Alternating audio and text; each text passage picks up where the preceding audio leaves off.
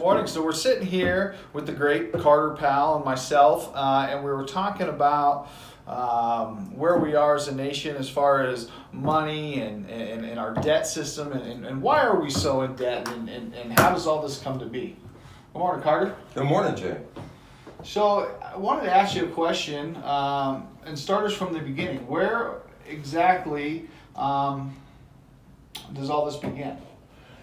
Well, for all the people that are out there that are going to listen to this, maybe there's 3 or 4, maybe 3 or 400,000. I don't know. I'd have to take, and that part you said about the great Carter Powell, call my wife and tell her that. That'll get me in trouble. She'll vouch.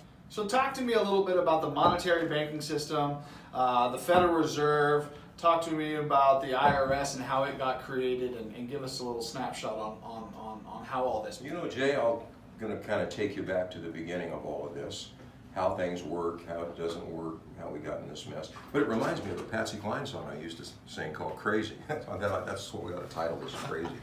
But anyway, you got to go back to England many, many, many years ago when the Pilgrims decided they wanted to get away from that oppression in England. They came over here. Taxation. Everything. It was just a mess. It's always been a mess. Europe's still a mess. They wanted to get over here and get away from all that garbage. Well, once they got over here and got things kind of rolling a little bit and started making a little bit of money and stuff, the king and queen go, wait a minute, those are British subjects.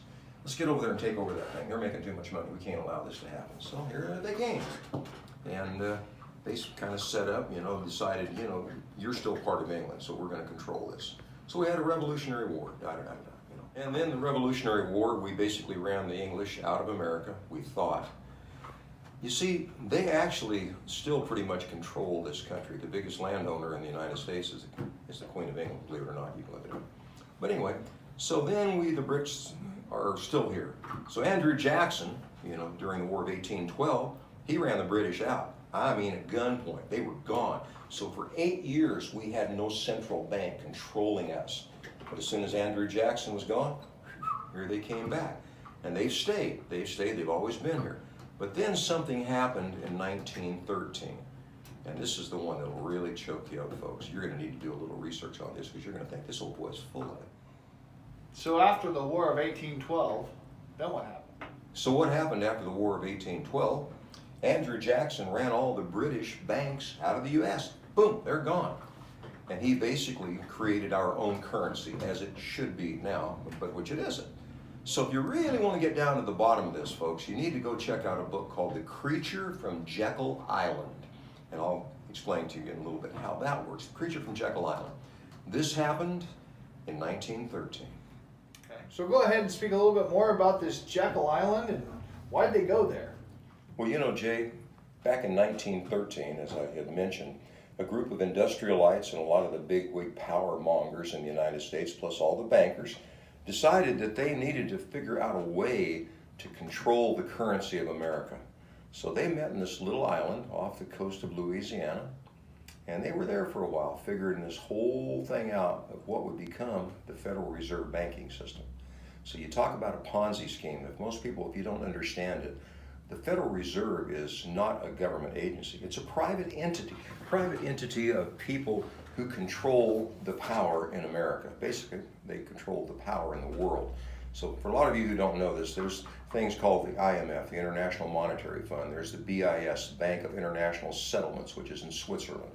This is all pretty much controlled by the Rothschild family, which started way, way back years ago by a fellow named Nathan Hamschel-Bauer, later changed names to the Rothschild family, which is German. Basically, they call it Rothschild, Red Shield.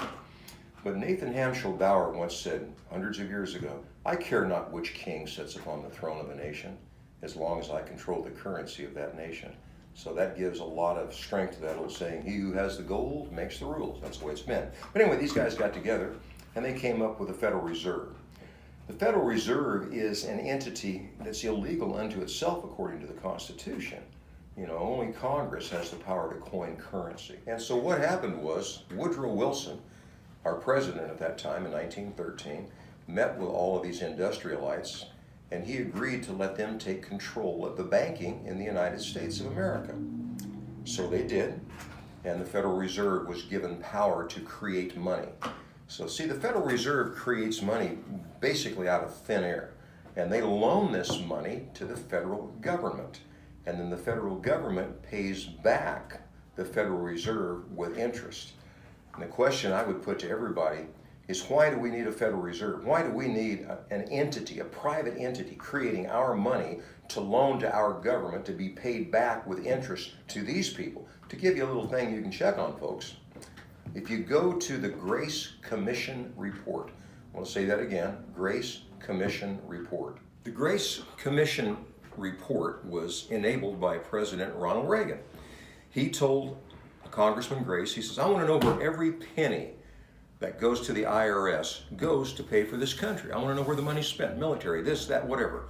You know, folks, not one penny of your tax money goes to running this country. You know where it goes? It goes to pay the interest on the money that the federal government has borrowed from the illegal Federal Reserve bank system. And the IRS is just the collection arm. Those are the people that strong arm you when you don't do what they want. You know what? We're going to cut this a little short today. We're running out of daylight. We're going to be back with part 2. We'll pick this up. It's called The Fleecing of America, the greatest Ponzi scheme that was ever perpetrated.